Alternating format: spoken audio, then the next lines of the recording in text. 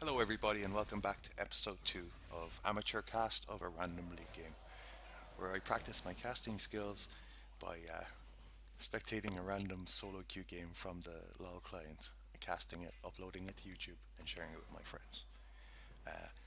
As with all my videos, I try not to swear, but every so often I do.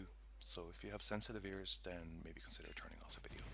That said, I hope you enjoyed the cast. Um, because of the nature of the spectator client, as I've said before, you jump in 10 minutes in, so you get to skip all the boring stuff. In this case, blue team are up 7 kills to 6. They have a 3.7k gold advantage and 2 turrets on the board. So, in pretty good shape coming out of the early game.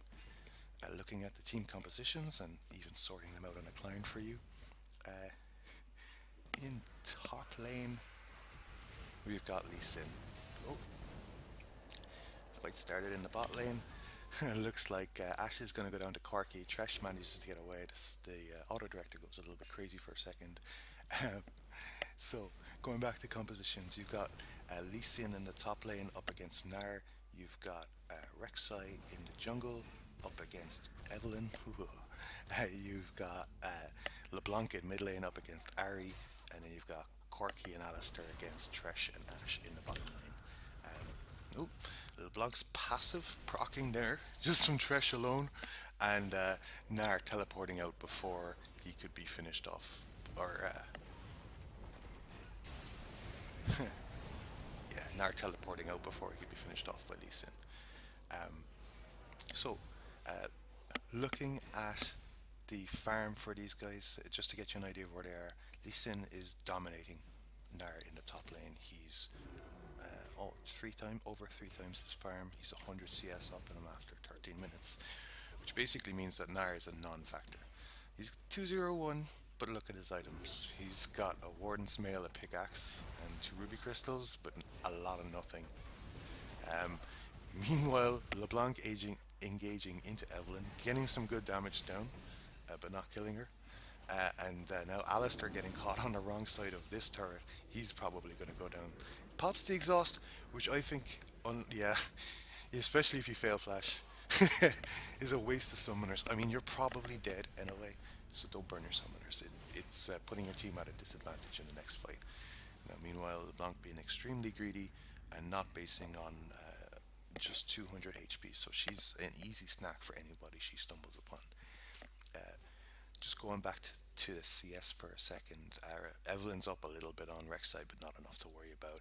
In terms of kills, Rek'Sai's up 215, so good advantage over 0-3 for Evelynn. You know, Evelynn's one of these champions that you pick. You are signing a contract to get an advantage early in game or be useless.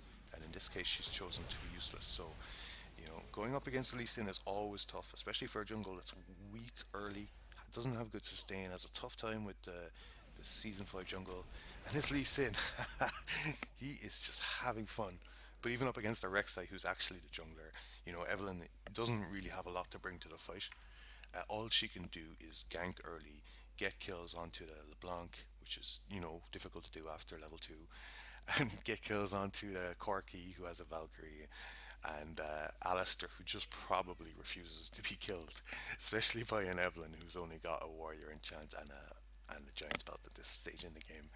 So, you know, tough for her to really do anything into this composition, who has a lot of mobility, who has a lot of CC and high burst damage early mid game. So a questionable pick there. If it's a pocket, if it's like a favorite champ and you can pull it off, then it's worth it. But in this case, I think that has given Blue Team enough an advantage to take their first dragon, to start snowballing their 3 turret advantage and a 6k goal lead at this stage. LeBlanc also has dominated Ahri, but you know, unless the Ahri is on point, and at 3-1-1, she hasn't done too badly. But LeBlanc, it's so easy for her to distortion into her farm and just clear an entire wave, force it to tower, roam, and get some kills, and really get an advantage. Um, the ADCs are about even as are the supports. Looking at the gold across the board, you know, there's obviously this stark difference in top lane, but down across the board, just this, you know, a 1 to 2k advantage in the jungle and the mid.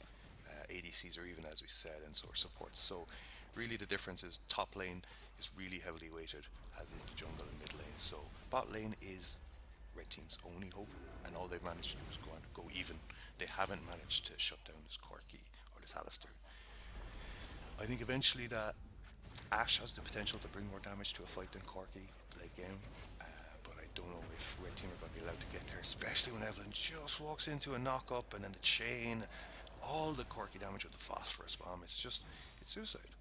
And now you're 0-4. The blue team's knocking at your inhibitor, and you're wondering if this is going to be FF at 20. Um, Lane pressure wise, blue is doing a really good job of keeping all the lanes pushed up to red's turrets, so they have the advantage. And instead of overcommitting and squandering it, letting side lanes to push against them, and then losing objectives when they get killed, they're making sure that even if the worst happens and they have terrible engage, there's the Hexdrinker proc. Well, Mordius actually, that Meganar is ginormous, and he does get the kill onto Rek'Sai, but what price is he going to pay? And it's tank for tank, sure, but blue team are ahead, and suddenly red team don't have a tank, and down everybody goes. That is a triple kill for Corki. LeBlanc's clone is going to take the brunt of the third damage. Really, a very well executed dive, and apparently that's Hillisang, which I just noticed, is the trash, but there's nothing he can do. Not against his composition. LeBlanc did go down, Rek'Sai and Ali did go down, but that's an inhibitor turret. Thank you very much. Blue team would be wise to get out now. And, with Dragon on the board in 1 or 2 minutes, I really wish you could see that in spectator client. Um, oh, that's what that does. Blue team are going to back off, get some vision control in the East jungle to allow them to transition to the next Baron. Potentially, when the Baron buff is up in 2 minutes, they're in a really strong position to take that.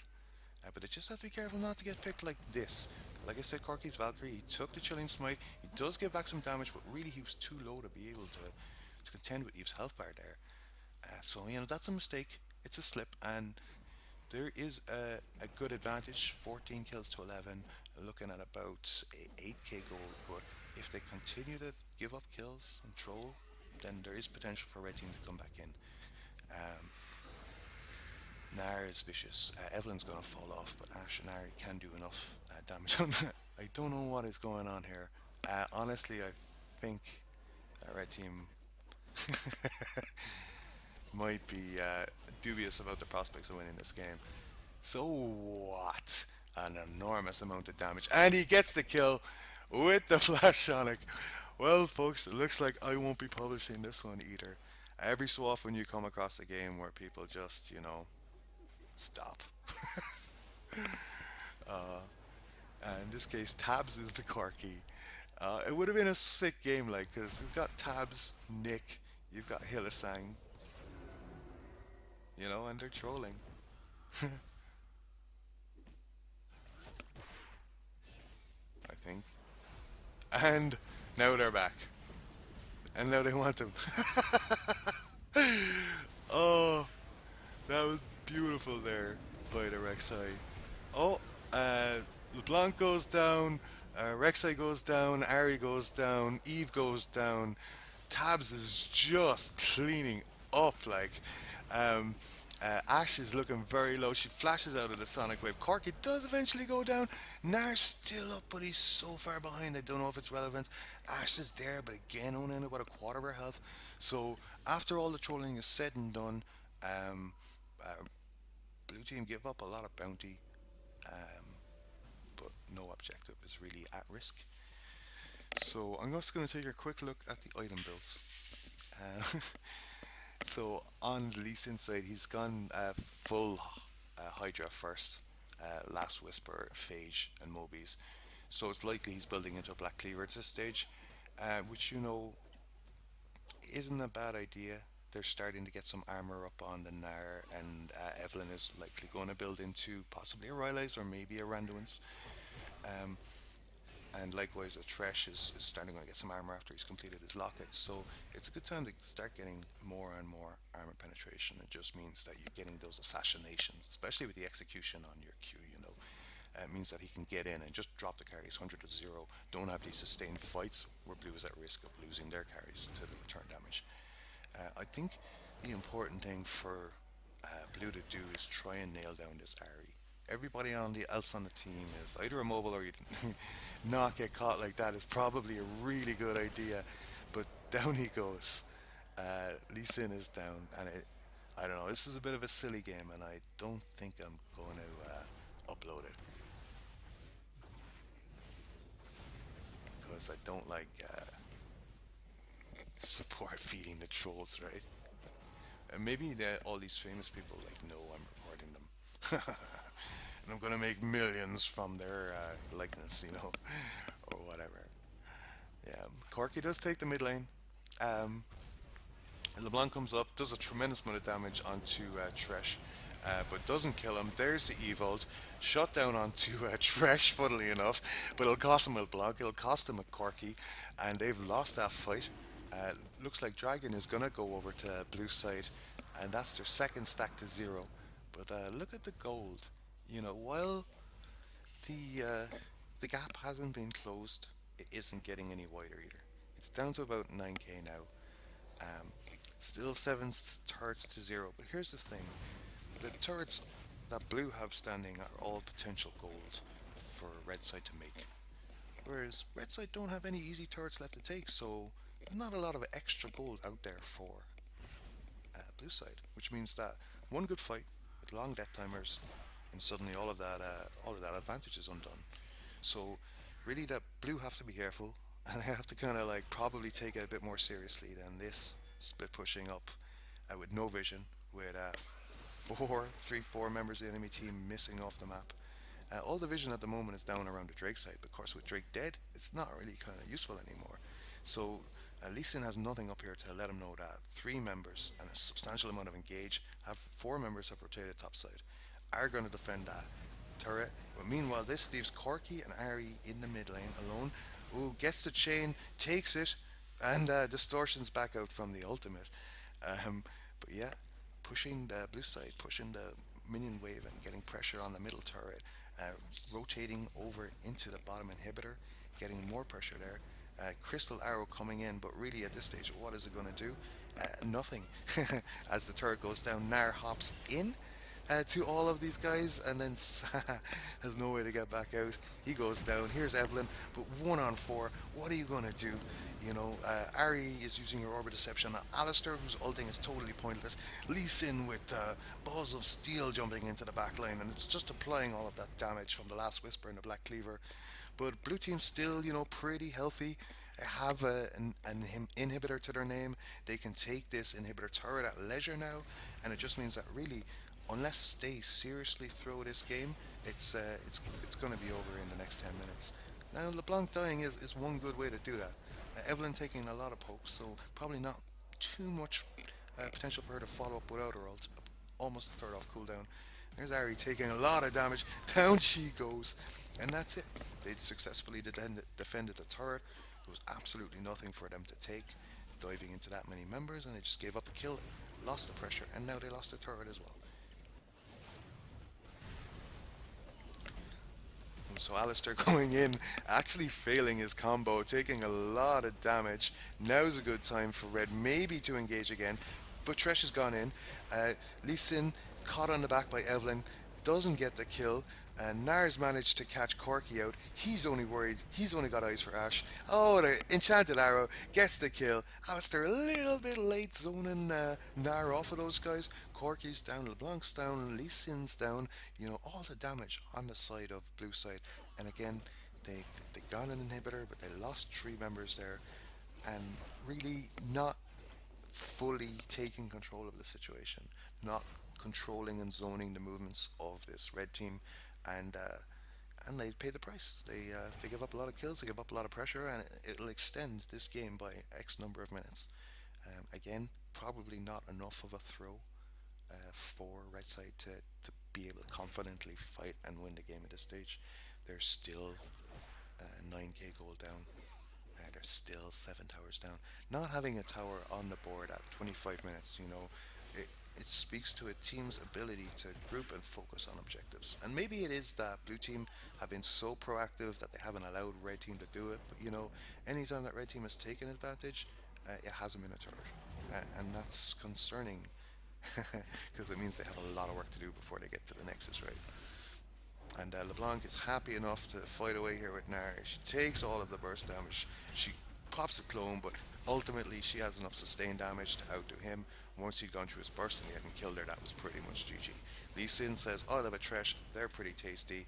And the rest of the blue team, he zones off Evelyn and Ash, while the rest of the blue team just melt down this Baron. He kicks her into the pit. That's absolutely awesome. So not only do they get the dragon, they get a free Evelyn. I think he might have kicked her into the pit before the Baron died, but she didn't have enough time to recover from the CC and actually smite it. But it's pretty hilarious if he had given it to her on a silver play. But now blue team with Baron, with 3 kills for 2, with all the minion pressure in the bot lane onto the Nexus turrets, they can group and they can fight and take whatever objective they want. Uh, the dragon is up in 1 minute, so it's something that they may consider doing, but really, I don't think at this stage they need it. I think they could go back, group, push in another turret. I think they have the strength now, but they may prefer to take the cautious by the book approach, secure all of that jungle that belongs to red or used to belong to red, get their own jungle, get much stronger again, and then come back with an even larger item and experience disparity, and simply crush red in a fight and take it home to the Nexus. Um, just going to take a really quick look at the item builds, looking at the ADCs. You've got your Trinity Force and your Bladed Rune complete on the Corki. So he does good damage, but he's gone Randuin's, and then he went null mantle. So obviously he's worried about getting killed. Uh, I I would normally expect him to gone some sort of penetration item, or maybe another damage or sustain item, but he's gone a more defensive approach, which is fair enough. Really, his power is falling off now at this stage in the game anyway, so there's no point committing to it. As it turns out, all of that defense didn't help him when he just got charmed into middle of red team, and this is what I'm talking about right now. With these death timers, 30 seconds on each, and that catch on LeBlanc is just beautiful. Down she goes, even with the clone. There's just way too much AoE, and they melted her down. Another godlike. Is this mad life? Hylissang really playing out of his skin, and the Rek'Sai goes down, and now like red team. Do lose the top turret, but I think Nash should be able to fight off Lee Sin, and I'd be very surprised if they don't get the mid inhibitor turret and inhibitor for this play, because there's some death timers on the Blanc and the Rex side. Corky's coming back up and he can contest the inhibitor, but it could be suicide too. And up top, Lee Sin has actually dropped Nar, forces red off. They don't even get the turret. Oh, they do. They get the turret. My apologies. But now red have 2 open um, inhibitors. And anytime blue win a fight, they can just stroll in and end the game, no problem. Looks like Hylissang might actually get himself caught. Let's see if he can hook onto that scuttle. And no. Goes for the walk. Has his shield from the lantern. Might actually get away. He might actually. And he does get away. Blue have rotated onto the dragon, which is the smarter call. And they're going to melt it down so fast at this stage in the game. That's number 3, and the movement speed going over. Maybe that will help Tabs stop getting caught in this game, but maybe not. Even if it doesn't, it seems like the rest of his team have enough strength to just be able to dominate. Now it's 1-on-3, Lee Sin in the top lane. What's he going to do? He's going to use the kick on Evelyn, but doesn't get the kill. Was that the right target? I don't know.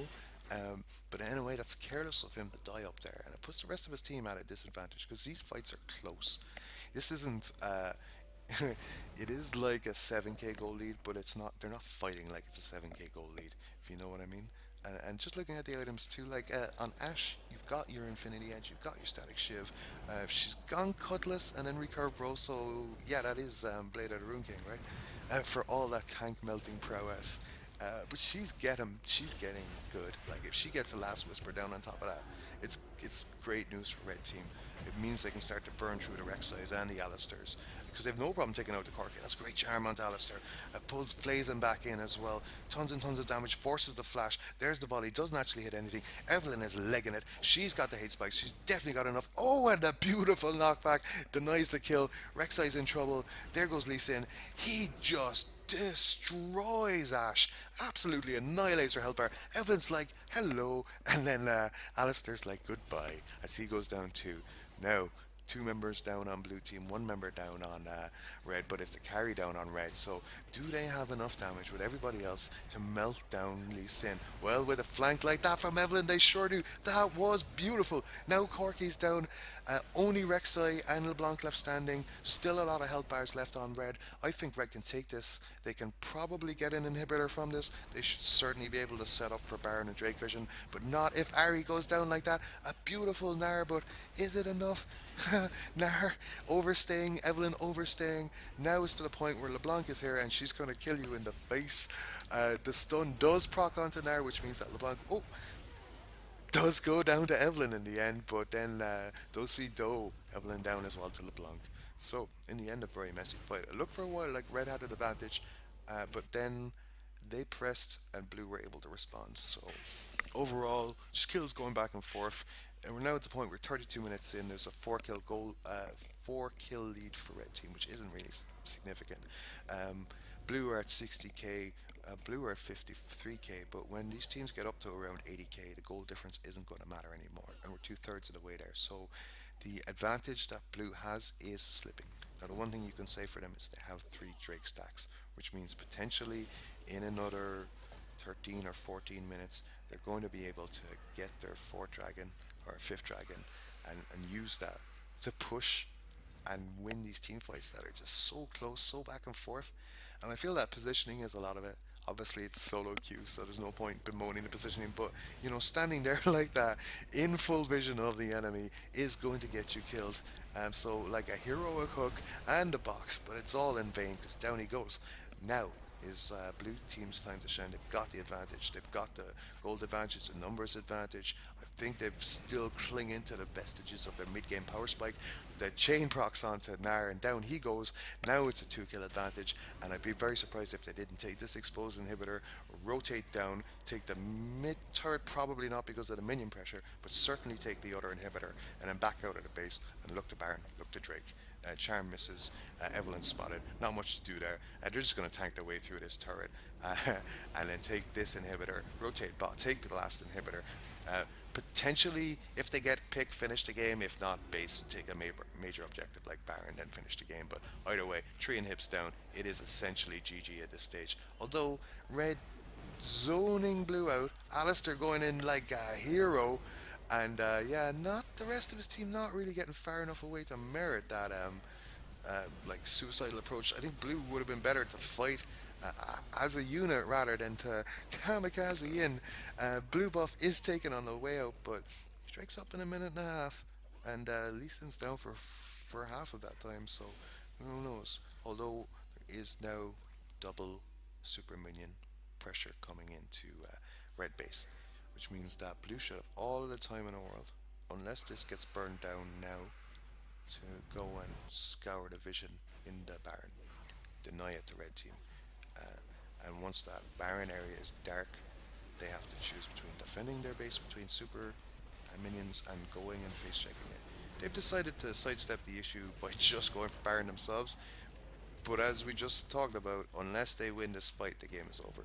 But maybe it is best to have one last hurrah at it rather than slowly bleed to death. If they do get the Baron, then they go back to farming for a few minutes, and when their inhibitors are back up, they can think about winning the game. But there's no way they can do it now. Not even like they still only have 3 turrets on the board.